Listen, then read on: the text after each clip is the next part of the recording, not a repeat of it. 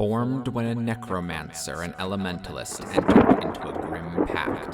The mages wove their magic together in an overgrown cemetery, thinking it would bring them eternal life.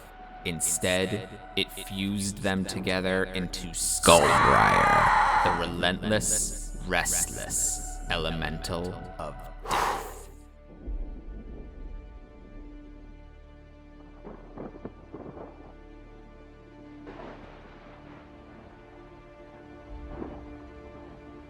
Greetings and salutations, Planeswalkers of the Multiverse. It's Bones, back from the dead with another deck tech.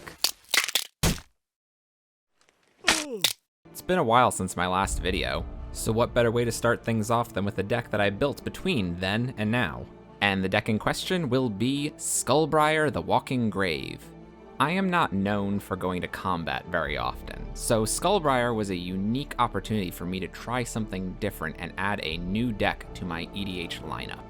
Without further ado, let's take a look at the cards I selected to help me grow as a commander player. Starting with the commander themselves. A 1/1 with haste, only costing 1 green and 1 black, Skullbriar is going to be out and swinging on turn 2. And every time it connects with your opponent, it will get a +1/+1 counter, growing ever larger.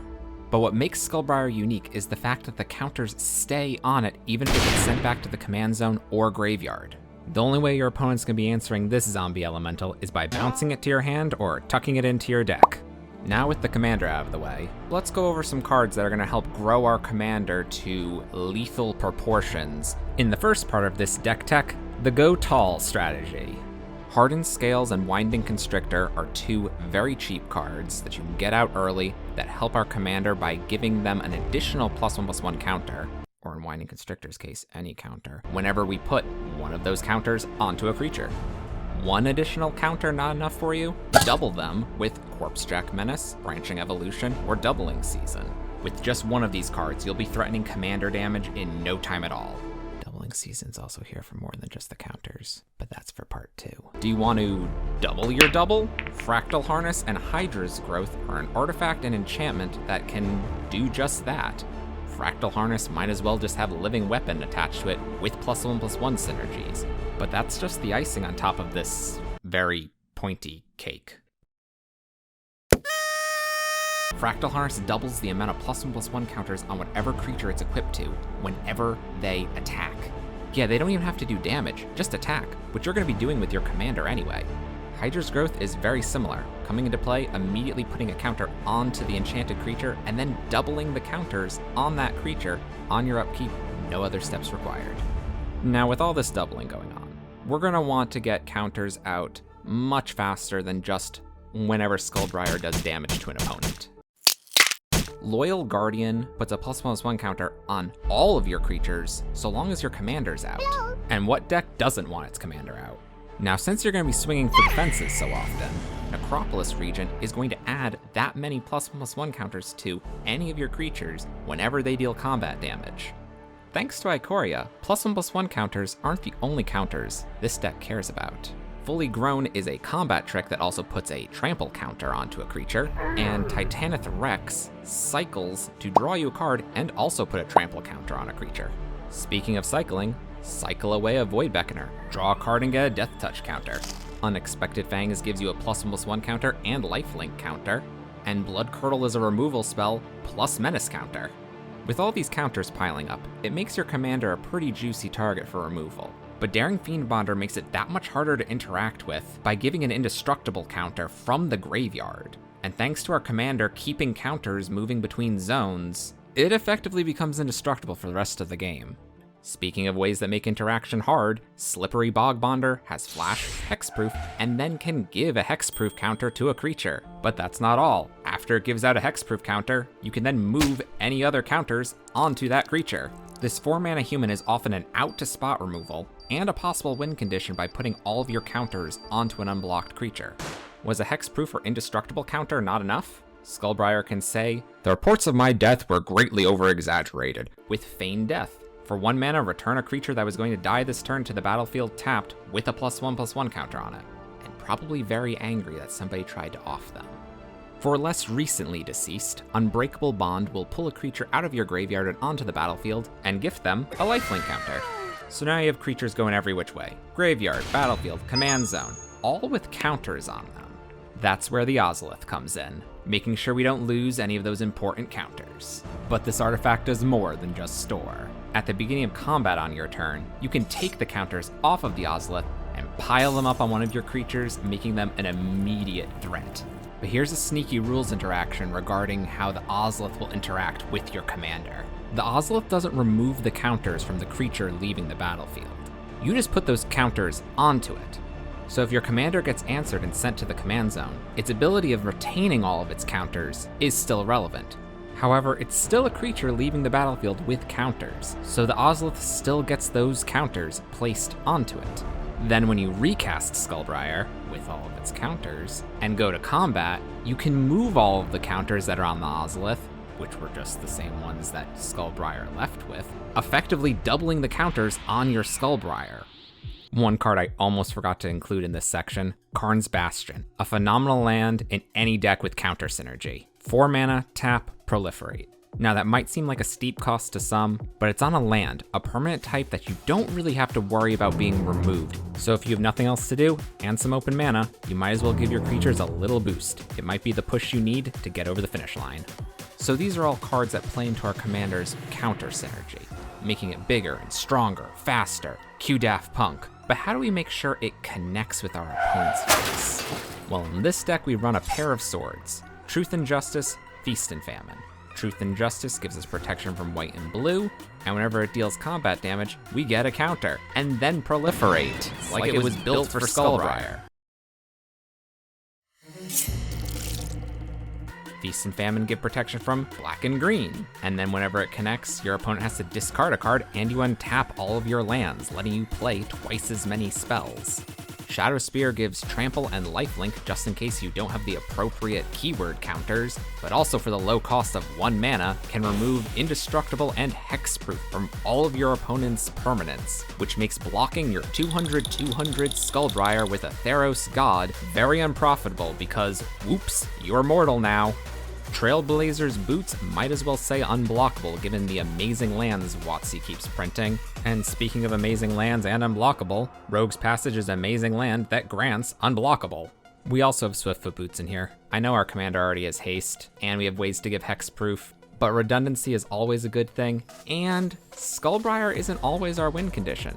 That's right, we're going on to part 2, the Go Wide plan. Now remember that doubling season we talked about back in part 1? This is where the second half, or technically the first half given how the card is printed, comes into play. I originally wanted this deck to be built around the card Skeletal Swarming, since I thought Skullbriar was a skeleton. Imagine my disappointment when I realized it was a zombie, and there's barely any skeleton support. They ask you how you are, you just have to say that you're fine. But much like our commander, we persevere and make an undead token package anyway. Now of course we have the inspiration Skeletal Swarming in the deck, but we also have Grave Titan, making zombies when it comes in and when it attacks. Wand of Orcus, making a bunch of zombies whenever we connect with the aforementioned Grave Titan or our commander. And then when we have all of those tokens, Endless Ranks of the Dead will make sure they keep growing and growing, which I think emulates our commander perfectly. We also have Parallel Lives to double up our tokens, fitting the double our things theme this deck seems to have. And now we have a bunch of zombie and skeleton lords to get our tokens into fighting shape. Zombie Masters up first, giving Swamp Walk and some security in the form of regeneration to all of our zombies. Lord of the Accursed gives us small buff and grants Menace thanks to its activated ability. Cemetery Reaper pulls triple duty. Not only does it buff all of our zombies, it's also Graveyard Hate, and that Graveyard Hate makes us more zombies. Both Death Baron and Death Priest of Miracle, yeah, we're gonna go with Miracle, buff not only zombies, but also skeletons. They both do more than just providing that power and toughness boost, though. The Baron grants Death Touch, and the Priest makes another skeleton on my end step if a creature died that turn. So now we've fleshed out both strategies, going tall or going wide. Let us now take a look at some cards that will help us cinch victory. Since we're going to be attacking often and sometimes en masse, Beastmaster's Ascension is going to be online in no time at all. But has the game gone on for so long that +5/+5 doesn't cut it anymore? Triumph of the Hordes grants Infect to all of your creatures, basically ensuring that no matter what ridiculous life total your opponents are at, your undead monstrosities are sure to take them out. And in a similar oil-filled vein, Tainted Strike will just give one creature Infect, but at instant speed, so they never see it coming. And lastly, we have Return of the Wild Speaker, a modal card either giving all your non-humans +3/+3, or letting you draw cards equal to the greatest power among non-human creatures you control. I've drawn like 40 cards off this thing. On the topic of card draw, I'm going to quickly go over the cards that don't really have a theme, but mostly just serve a utility, be that card draw, removal, ramp, etc. Greed, Phyrexian Arena, and Sylvan Library are all repeated ways for me to draw more cards from my deck, at the cost of some life. The greatest resource in EDH. Liliana Vess, Sidisi Undead Vizier, Beseech the Queen, Grim Tutor, and Profane Tutor are all, well, you guessed it, tutors, each requiring a different offering to get their effect. Kodama's Reach, Cultivate, Soul Ring, Golgari's Signet, Talisman of Resistance, and Ashenod's Altar provide our little ramp package. Overall, the mana value in this deck is rather low, so most of our ramp cards reflect that. We have won the Swiper in the form of Damnation, and I guess sometimes sudden spoiling could also be mass removal. Your opponent swings into somebody else thinking it's profitable, surprise, they're 0/2s. You swing into somebody else, they block, surprise, they're also 0/2s. Nobody ever sees it coming, and with Split Second, doesn't matter if they do. For spot removal, we have Assassin's Trophy, Vraska's Contempt, Krosan Grip, and Beast Within. Spot removal is pretty key in this deck. Can't have your plans ruined by a Meek Stone or Solemnity. But just in case our plans do get messed up, we have Animate Dead, Victimize, and Unholy Grotto to regrow our zombies. And not zombies. Grave Titan's technically a giant zombie if you ask me. A great backup singer, or in most cases frontlining, is Asceticism, giving all of your creatures hexproof and you the ability to regenerate them, just in case something happens to sneak through. But if you want to be the sneaky one, Obscuring Haze is a free one-sided fog if you have your commander. And even if you don't have your commander, it's only 3 mana. Attack with impunity. What are you gonna do? You can't get through my Obscuring Haze. That's about it. The rest of the deck is 9 swamps, 9 forests, and a few utility lands.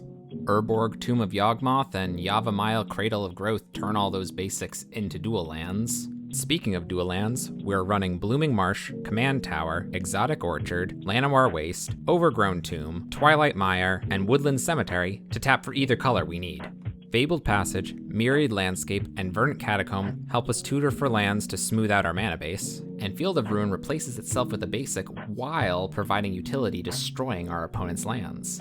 Bojuka Bog nukes an opponent's graveyard, Reliquary Tower gives us no maximum hand size so we can hold on to all the answers we could possibly want, and Maze of Ith just untaps an attacking creature, whether it be an opponent's to make sure it doesn't connect with us, or ours to give it pseudo-vigilance so it can defend us. And that's the deck. Something a little bit different than what I'm used to, but it has been so much fun to play. But now I have to ask, are you a combat phase aficionado? As previously stated, I'm not used to going to combat, so if you have any suggestions for me, I would love to hear them in the ether down below. Or in our mocks field, you can find the whole deck list there. And if you want to see any of the decks we've done a deck tech on in action, check out our Twitch channel linked below. We recently made affiliate and we've been trying to stream more and more Commander games there, as well as bring some Commander decks live. We love getting card suggestions from the comments, and sometimes we even pull players from there as well. Well, guess that wraps it up. Hopefully it won't be over a year? Jeez, yeah, it was a while since the last video. I'm gonna try and be a little bit more consistent with this. But until then, I've been Bones, and I'll see you at the beginning of your end step. Hey everyone, it's Crow. I just wanted to thank you all. Thank you seriously for sticking through. These videos do take a very, very long time, and supporting us in any which way that you possibly can, subscribing, hitting up our Patreon, links right over there. As you can see, this editing timeline shown right here is absolutely insane. So again, your support is extremely appreciated. Once again, thank you so much. It's been Crow, editor, big boss man in the chair, and have an excellent day.